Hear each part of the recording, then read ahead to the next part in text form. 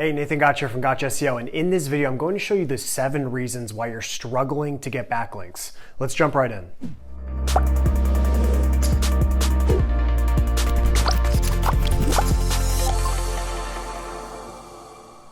So if you aren't subscribed, make sure you subscribe right now so you can get more SEO training videos just like this one. So let's start with the reason number 1 why you're not getting as many backlinks as you want, and that's that you don't have linkable assets. So one of the biggest mistakes that I see when people are trying to acquire links to a website is that they simply do not have something that's worth linking to, and that is when linkable assets come into play. So the very first thing you have to do before you even think about trying to acquire backlinks is you have to create at least one linkable asset on your blog. And typically pages that are most linkable are going to be informational types of assets. So these are going to be how-to articles, these are going to be case studies, these are going to be data-driven posts, anything like that that's going to be something that people would actually want to link to, that they would want to reference as a resource, is something that is going to be considered a linkable asset. And so you need to go through the process of first identifying keywords, and then from there you have to create a linkable asset around that keyword. And in most cases you simply can't settle for just generic how-to blog posts or simple list posts. You have to really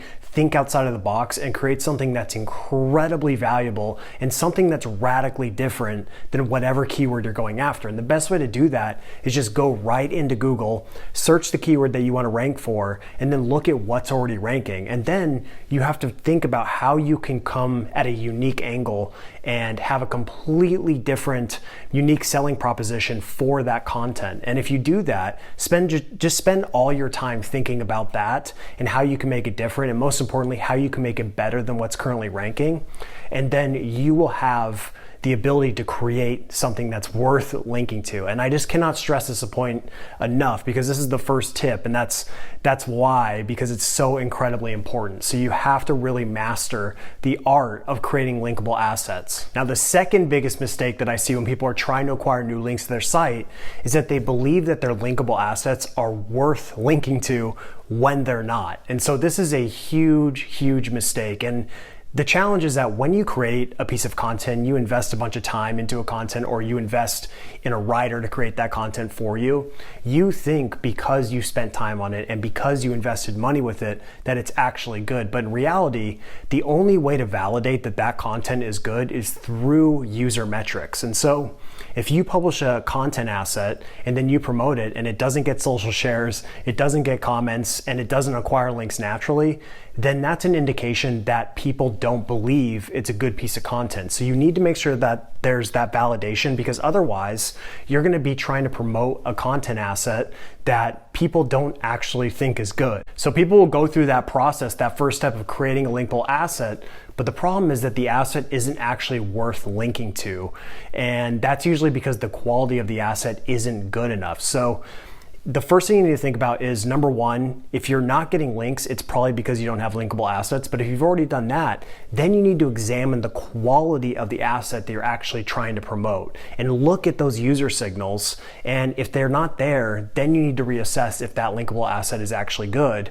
And more importantly, if you're promoting this asset to many people and no one's responding to it, no one's saying, wow, this is really a cool, valuable piece of content, then you may need to go back to the drawing board and say, okay, maybe this content isn't the best that it can be. And most importantly, if your content isn't clearly better than what's already ranking on the first page, then it's probably not going to be worthy of links. So you have to really look at your content and be extremely critical of the content that you create. And most importantly, have other people look at the content and give you that feedback, because you're never really going to know if your content's good just by creating it, because creation is just the first step, and you don't actually know if your content is good until you get that validation. The third biggest reason why people have a really tough time acquiring links is that their brand doesn't have enough authority. And I know this might sound like a weird thing, but when you think about it, if someone knows your name or knows your brand in the industry, you're far more likely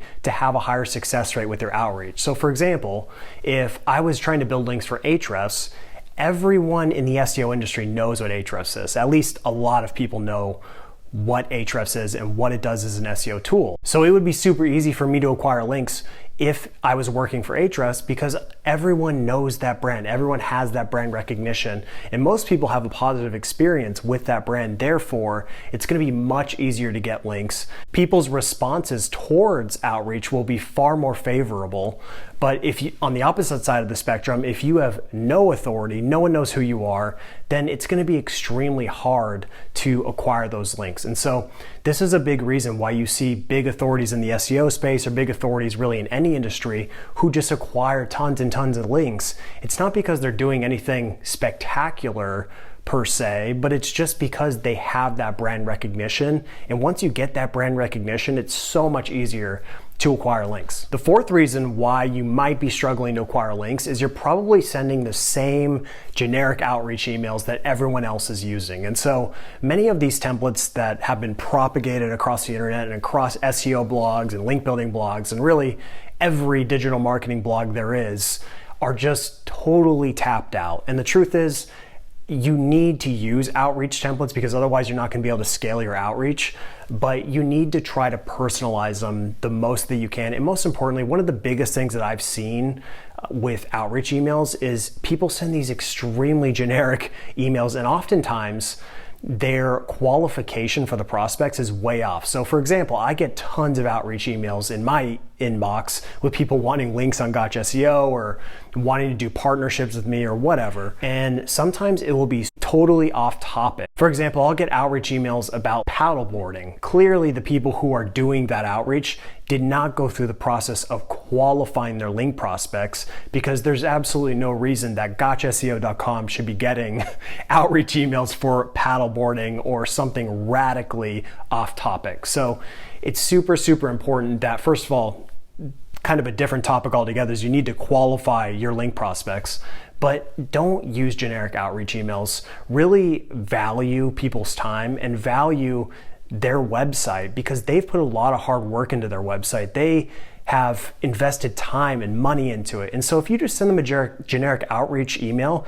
it's borderline disrespectful. So you should try to personalize it. And if you can only send 5 emails per day that are personalized compared to 20 that are totally generic and are just going to burn bridges with all of these important people in your industry, then go with the 5. It's very, very simple. So just do not use these generic outreach emails. And if you're getting a low response rate, it's probably because you were using these templates that are totally tapped out. The fifth reason why you might not be getting as many links as you would like through your outreach is that you probably have poor value propositions. And so a value proposition is going to be what you're going to give that prospect in exchange for a link. And so there are many different value propositions. Of course, you could go out there and say, hey, you got some broken links and I'll help you fix those. Or, hey, you have some issues with your website, I can help you fix those. You're adding value to them so that in exchange you can get a link. Now, there are certain value propositions that are weighted differently, right? So you have, if you show someone that they have a broken link, well, that's helpful, but that's also super overused, super overplayed. So it's not going to work as well as it once did. Now, the one value proposition that really just supersedes everything and is so much better than every other one is going to be money. You've probably heard the phrase that money talks. Well, it definitely does, because that's all that really business is usually just an exchange of money to one hand to another. And so if you are able to provide a monetary incentive to acquire a link, it does work extremely well. But you do know that buying links is against Google's guidelines, so you have to be super careful. But just keep in mind that out of all the value propositions and all the little tricks that you can use, money is far superior to everything else. And so the only exception is when you're an authority in your space, the amount of value that you can add to someone else's blog can be pretty substantial. So your value proposition as an individual can be better than money in some cases. And so that is also something you need to think about. But if you're totally unknown, you're probably going to have to use money as your primary value proposition. But over time, as your brand builds authority, you're going to start being able to leverage your brand, and you can add so much value to their blog that they're going to say, okay, you can do this for free, or we'll link to you for free, just because you have something to give them. You have some sort of value that's unique. So the sixth reason why you might not be getting as many links as you want is because you're probably not sending enough outreach emails. And I know this might sound kind of weird, but believe it or not, when I go through and audit people's link building campaigns, usually they're just not sending enough emails. And so you should set a target every single day of the amount of outreach emails that you're going to send, because it is to a certain extent a numbers game. And so for me personally, I usually don't exceed 5 to 10 emails per campaign per day. And that's just kind of my personal preference, because I feel like anything above that starts to kind of, your email address will start to look a little sketchy.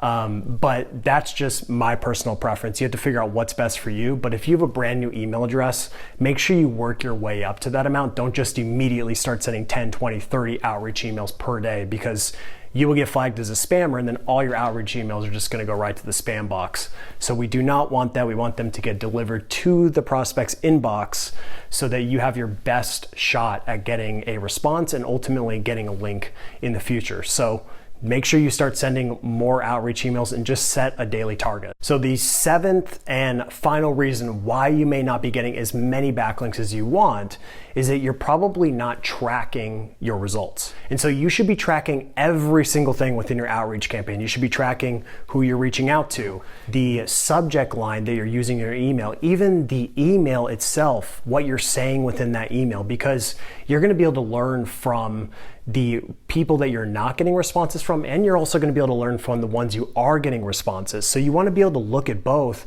because then you're going to start to be able to iterate on the process and figure out what works best in your particular industry. And most importantly, what just works best in general. What do people respond to the most? And the more you can learn about what people respond to, the better you're going to be at outreach, the better you're going to be at creating content, just the better you're going to be at business in general. So I just cannot stress it enough how important it is to be tracking every single minute detail of your outreach campaign, because it is going to be such a great learning tool, and you're just going to be able to get better and better and better over time, and that response rate will get better, and you're going to start to be able to acquire links much easier than ever before. So just make sure you're tracking everything. So those are the 7 reasons why you may not be getting as many backlinks as you want. I hope this was a helpful video, and if you have any questions whatsoever, just leave it below and I respond to every single one. And if you enjoyed this video, please give it a thumbs up, and make sure you subscribe to my channel, because I'm going to continue publishing SEO training videos just like this one. So thank you so much for watching, and I'll see you in the next one.